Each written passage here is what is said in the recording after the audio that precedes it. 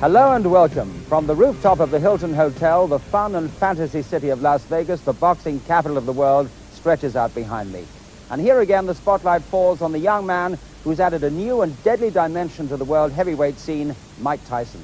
Just 20 years of age, 29 wins, 26 knockouts, not a single defeat.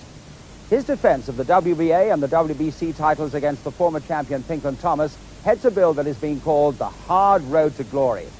If Tyson is victorious, he'll face the winner of the other world title fight that you'll see for the vacant IBF championship, Tony Tucker versus James Douglas, in a final contest in August to determine the undisputed heavyweight champion of the world.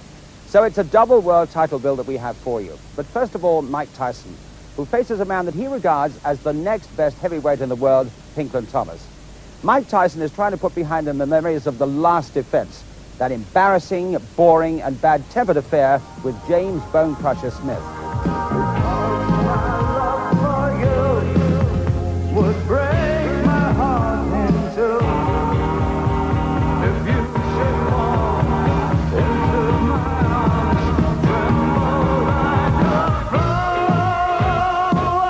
Anybody that takes the Bone Crusher Smith fight seriously and look at it and say, well, this is Mike Tyson at his best, and this is the fighter that I expect to fight when I fight Mike Tyson, they're going to be in for a lot of trouble. I think that Tyson's so used to going in and racking guys on the chin and knocking them cold and walking away.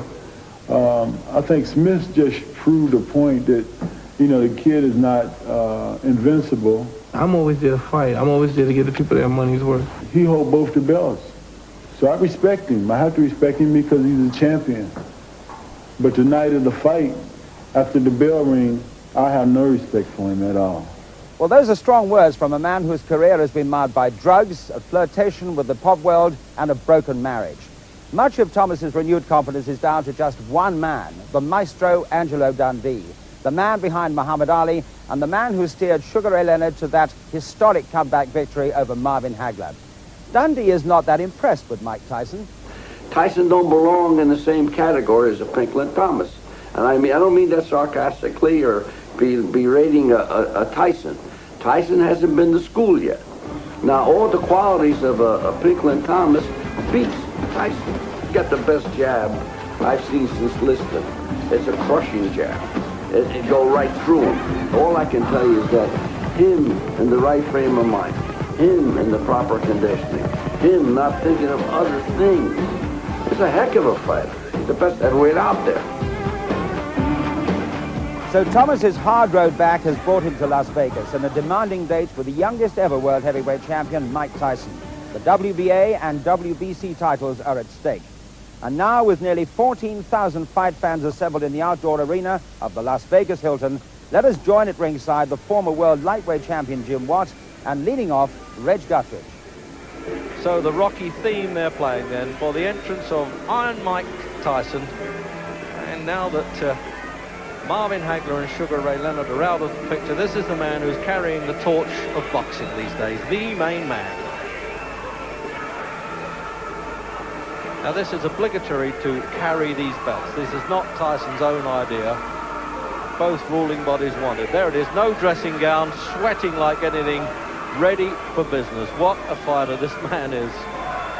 20 years old, you remember. I use the word man advisedly. Real throwback, isn't he, to the old bare knuckle fighters. No trims, no tassels, no dressing gowns. And walks in there, and Jim, it looks as though he's already worked 15 rounds. The sweat bouncing off him. Yeah, he's obviously done a good little workout in the dressing room before he came out. That's one of the things you have to admire about Tyson. He starts right at the beginning of the fight and never stops. So he's obviously got himself warmed up nicely. Introducing, in the blue corner, fighting out of West Los Angeles, California, weighing in at 217 3/4 pounds, with a professional record of 29 wins, 1 defeat, 1 draw, and 24 KOs. He's rated #1 in the world by the WBC and is a former champion of that organization. Ladies and gentlemen, here is Pinklon, Pinky Thomas. And in the red corner, fighting out of the Catskills in New York, weighing 218 3/4 He is undefeated in his professional career with 29 wins, no defeats, 26 KOs. He is the WBC, WBA, heavyweight champion of the world, Iron Mike Tyson.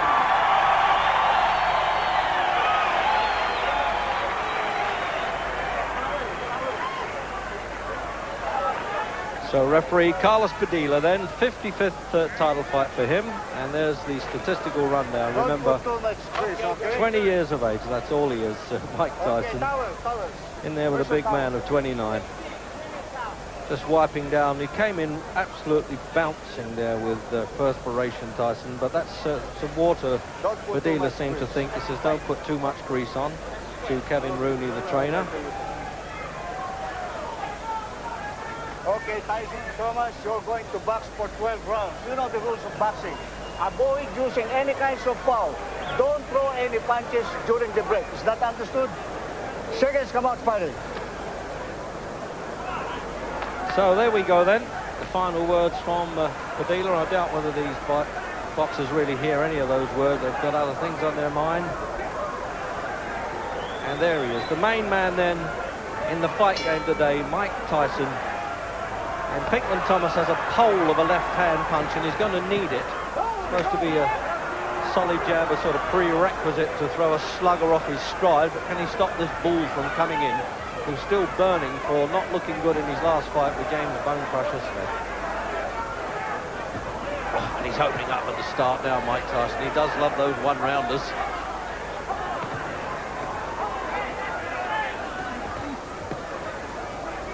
Thomas won't be found wanting when it comes to a bit of gameness. He's proved that in the past. He's only had one really poor fight when he lost his championship to Trevor Berbick. Very troubled, he said about that. And seemed to genuinely fancy his chance against Tyson, but that didn't sway the odds makers at 6-1 on Tyson. And what a start by this incredible young champion, the youngest in history. He really must have worked out in the dressing room now. This left hook there, he switches that well. So it doesn't look as though that left-hand jab that cornerman Angelo Dundee has been telling Thomas to use is going to be much use to him. Now this is the Tyson we really know, isn't it? Trying to wipe out that memory of the Bone Crusher Smith waltz, and he's really laying it to Thomas at the start. The crowd loving it.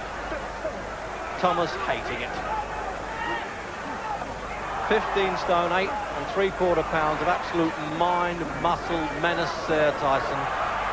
Who's going to stop him midway through the first? Jim, what a fighter, Tyson. Tremendous power he has, Reg. He doesn't pay anybody any respect whatsoever. He just comes straight through, pays no attention to what they're doing, and nothing that Thomas has shown so far is going to discourage him. Tyson's last two opponents are simply throws on the night with no belief in themselves. A lot depends on how much belief Thomas has tonight. But whatever they come in with, I think Tyson's putting a dent on that already.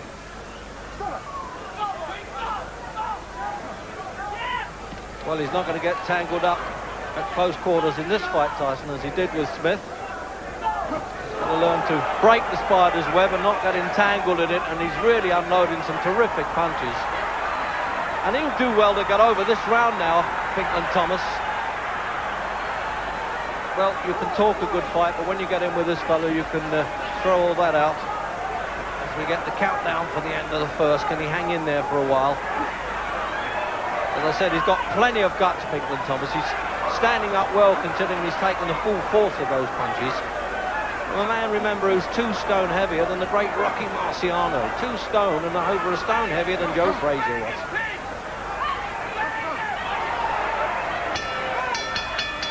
And he's in there for Padilla. He's making sure there's no off-the-bell punches this time.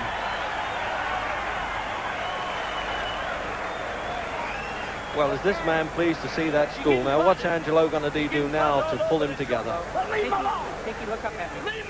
So the doctor's looking in the corner there, and Dundee is very upset by that. That's unusual, Jim, isn't it? Hasn't taken a knockdown, and Flip Pomansky, the doctor, came in there. Yeah, let's have a look at that. Yeah, well, he took a tremendous amount of punches, bang on the chin. Every punch that Tyson throws is a jawbreaker. and Pinklon took quite a few of them clean on the chin. Obviously the doctor was a bit concerned, but I don't think he did Pinklon's cause any good by coming up and interrupting in the corners, because he needs every second in there he can get. Well, the overhead look at that, and he really is tottering, but did well to stand up. Just making sure he hasn't got too much grease on there, Thomas. And now he's shouting at the referee as we come out for round 2 there, the trainer. As Thomas stood in the corner there, low punch there, Jim, sorry. Yeah, okay. No, I'm just thinking he's the look of a man who's gone about 8 or 9 rounds instead of just 1. The way he was looking as he came out of the corner. Yeah, nobody knows the troubles he's seen on the face there as he came out.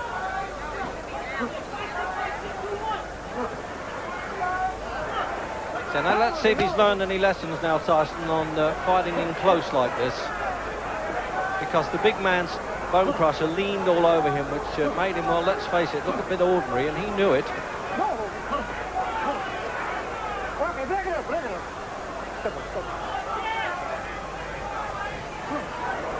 As he said, he wears black all the time, Tyson, because he likes to look the bad guy, although people who know him well say he certainly isn't outside the ring, and I agree with that. But inside, I tell you, this fella's an absolute terror.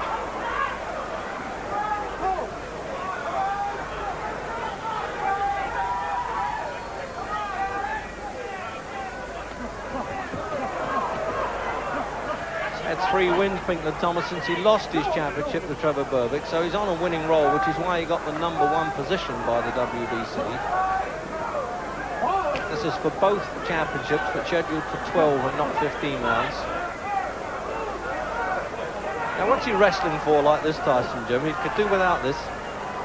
Yeah, but I think every punch he throws is a knockout punch. He's simply waiting for the chance to let one go. He's never in any hurry. This is probably not worrying him too much. It's only the 2nd round, and he knows he's trying to push Thomas off now, but Thomas is hanging on to him. Again, it's not really Tyson's fault, this kind of fight. Well, there's Harry Gibbs from London. You can see there's one of the judges, but I would think he won't be needed.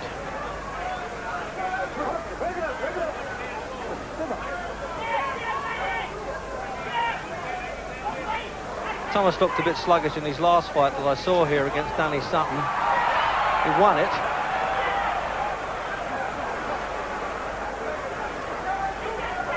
Well, I don't think he can play Matador too much with that left hand as the ball comes in.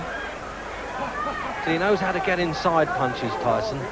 Puts his head on the opponent's chest and bangs away. Hasn't really taken advantage of that first round absolute superiority, Jim. No, he certainly dropped down a gear again. I don't know if that's his plan or it's just that when he gets up close, Thomas is grabbing hold of him. But as I said, he has plenty of time. Every punch he throws is a powerful punch, and sooner or later he obviously believes he's going to start getting through again.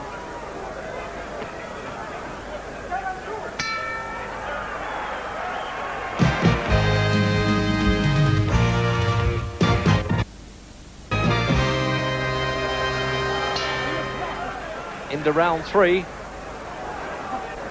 Pinklon Thomas did well to overcome that really disastrous start there. But remember this, when Tyson has had to go the full distance, he's won so clearly. That's the impressive part of him.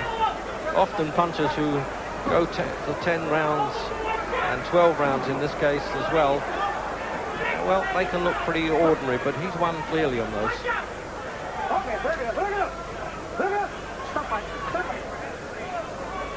So the referee's going to have to work a bit harder, pulling them apart.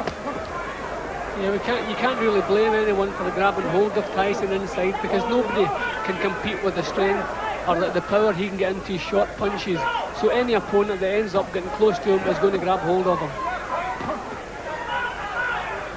It's a bit ridiculous, Jim, when you think in his home state of New York was too young to legally drink alcohol, and there he is now, the heavyweight champion of the world. Mind you, I wouldn't like to be the bloke that refused him.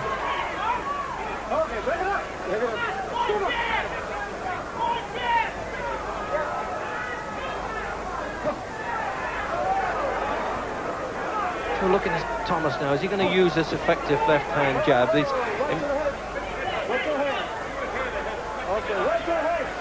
Well, very severe warning there, Carlos Padilla, for watching heads. They can take mandatory points off for that now. So any success that Thomas has, the crowd are willing to cheer anyway. They want to be with the underdog at 6-1 on. Although Tyson, of course, is an immense favourite right across the States. And indeed now in Europe. See a little bit of blood in Thomas's eyebrow. I think that clash of heads just looks like a slight little nick, but I can see a little bit of blood. Yeah, Padilla looked at that a long time, actually.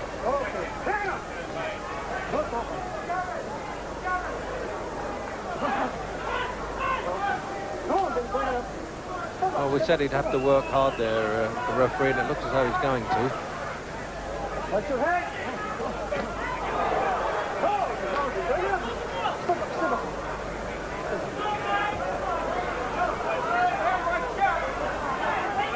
Trouble with Thomas, Jimmy, boxes open to mouth. There's a sort of distressed look about him, even when he's winning. Yeah, I don't think he'll want to get caught in the chin by Tyson when his mouth is open. But it's possible that in that first round, Thomas was shocked with the power that Tyson had, because he's managed to get himself back into it a little bit more since then. But he just didn't seem to know what happened in that first round. The crowd don't like it now. They're remembering Tyson and Bone Crusher, and they don't want that.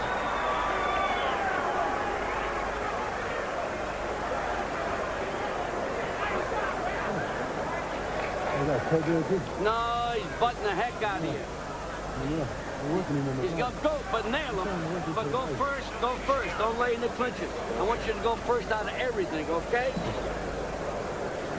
Guy's bum's getting desperate. He's trying to butt the heck out of you, you know what I mean? It's all right. I want you to go first with everything. He comes jumping at you, go for him. You're here, you understand? You're here. He's not about to do it. You understand? Let's have a look at this now. They're complaining about the head coming in a bit, Jim. Well, being that he is short and he's got to get inside, he obviously, even whether he's meaning it or not, he is a little bit dangerous with the head.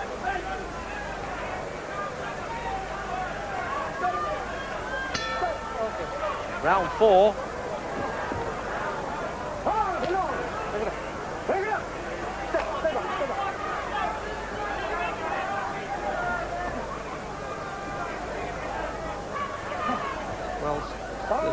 A few fighters that said they could beat Tyson, but none have baited him in the way that Thomas did early on in the initial press conferences.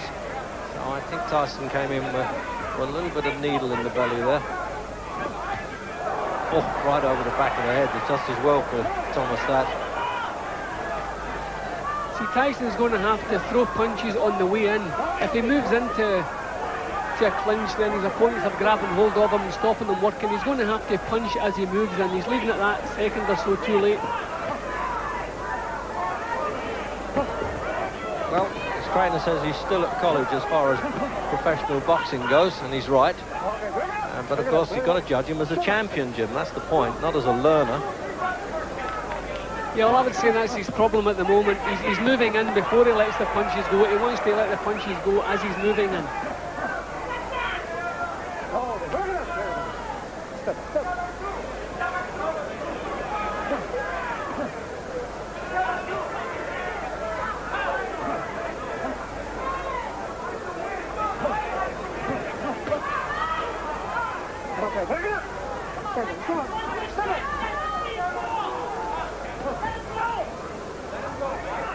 I suppose Thomas is hoping that Tyson might punch himself out a little bit.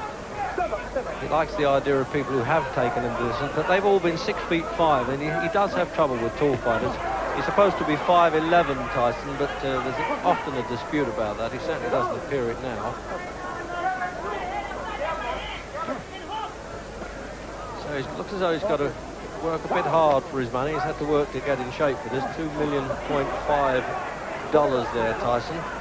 Well, Mug's game, you tell that to Tyson, who didn't even finish school and now has bought his first Rolls Royce.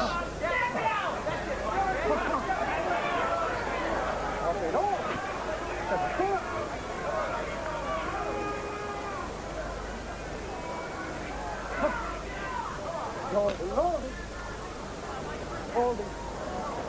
were never sure what kind of Pinklon Thomas would come in tonight. He's had 1 or 2 off nights. He's had brilliant times, had a few troubles, and admitted to being a drug addict at one time, and speaks openly about it.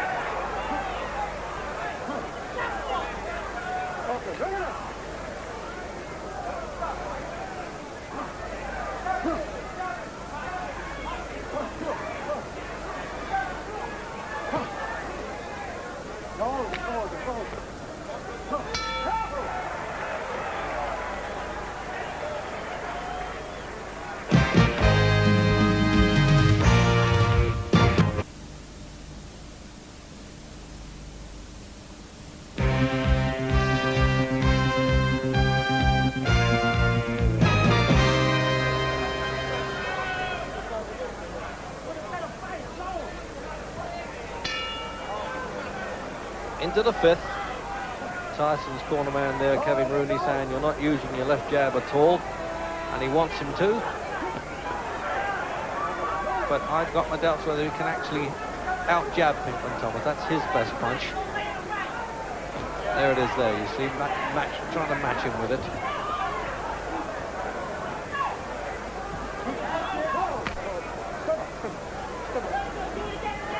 What a chance for Thomas, though, almost out of nowhere he got this to get back to number 1, $650,000. The cheap end of the purse, but enough.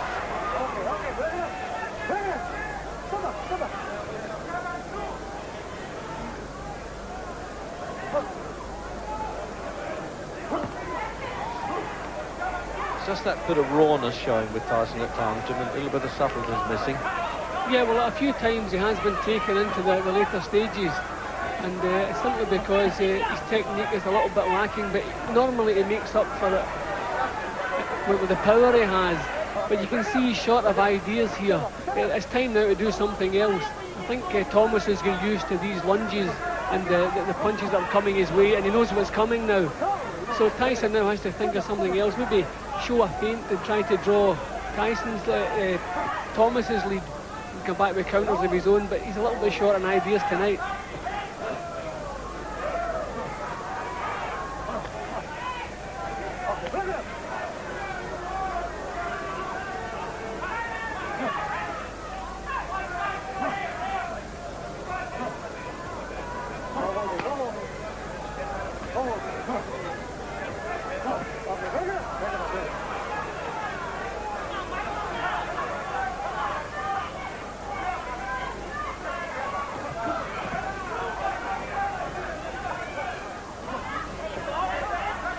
There's Tyson trying to use the left jab now. That's to break up the opponent's concentration with that a bit before he throws the heavy stuff. Although I should think those left jabs hurt enough. He doesn't stop saying watch the head, Jim, the referee, does he? I think he might take a point away from Tyson. Well, he was just a little bit dangerous a couple of seconds ago. Well, he certainly was there, but not with his head.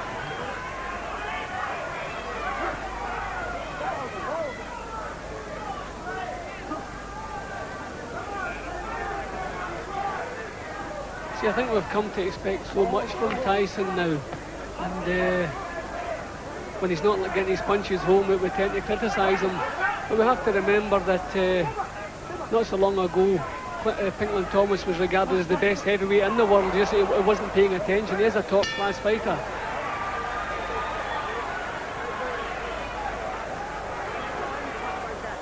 Bad intentions there. You're bad intentions. What's the matter? I'm getting tired. He's getting tired. So there's the size of this man's neck bolted onto those brawny shoulders there. In fact, when somebody said, Ray, will you make a comeback, Ray Leonard? He said, well, I could always fight Mike Tyson's neck. That must weigh 160 pounds.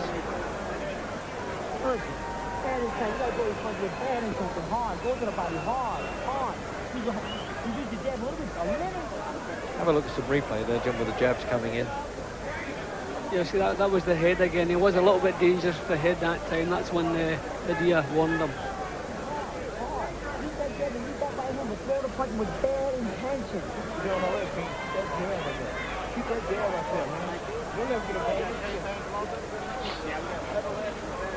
So they're having to change the glove here now. This The Henry Cooper, Muhammad Ali scene all over again. So they are really whispering the words of wisdom there, isn't he, Rooney? He doesn't want the world and his brother to hear.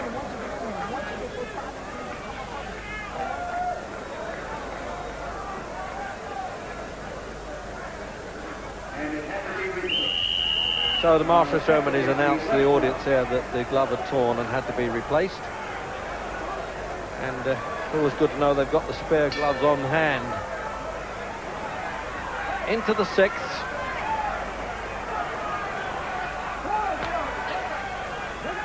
Well, Tyson tasted a bit of leather with the glove on the left hand. I wonder what the new one's going to do.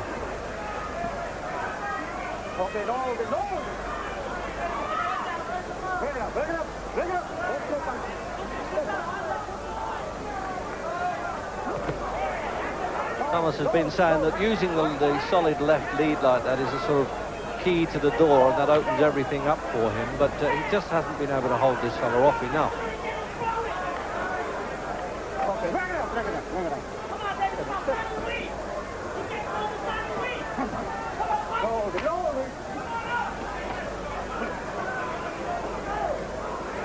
And all sorts of advice now coming from outside the ring. And I suspect from a young lady, an actress, Robin Gibbons, who stars in Head of the Class, who's actually dating Tyson at the moment.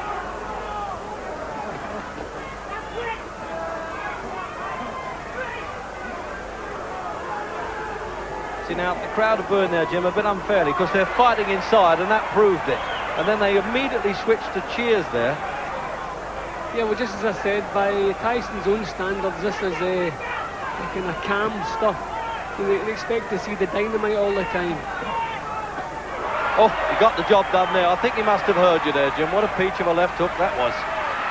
And he's going to do it in the sixth because he's only midway through. And this is the way he finishes him off now. The master of the finishing stuff. What a fighter. Absolute ferocious. And what a game man. He took every punch in the book there, Pinklon Thomas. He is not going to make this in the sixth round. And your heart goes out with him, the embarrassment of him being knocked out like that with all the heart in the world. He can't control the legs, but what a tremendous finish there by the Iron Man himself. He's following the loser over to the corner. Once the bell's gone and it's all over, he's the most compassionate guy in the world. Great supporter of kids' charities here. But I tell you, he really is some guy in the ring. What a finish, Jim. It has to be, without doubt, the best finisher in the game today. One good solid punch get through, shook Thomas up a little bit, and then over they came. Every punch was meant to nail him to the floor, and eventually over he went. A tremendous finish from Tyson. There's manager Jim Jacobs there, just whispering in his ear, you can make a few more million ton. Well done. There's a very close-knit corner there, and there's two doctors of the Nevada State Commission working there in Pinklon Thomas's corner. Well, what a fighter, and I emphasise yet again, Jim, 20 years old, and here's the finish. See, once he gets the opponent in trouble, every punch that comes over is a finisher. It's a cracking uppercut, and set to come in with the rest. And we look at another angle. I mean, his head almost departs the shoulders there, Jim, doesn't it? He's just got no chance. And what a brave guy. He took some really hard punches before he went down. Look at that, absolute on the button. And you knew he went down there, his head flopped like Wurzel gummies there, and he couldn't get up. Jim? Yeah, every single punch from all angles, and he gets full power into everyone. That was a signal, the punch that came up the way, and then overcome the left hook, and that was all over for the night.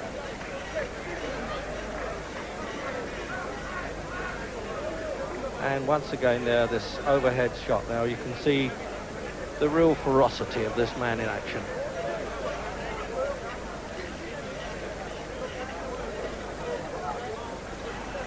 So here's Tyson's reaction then, and he's talking to my colleague Larry Merchant.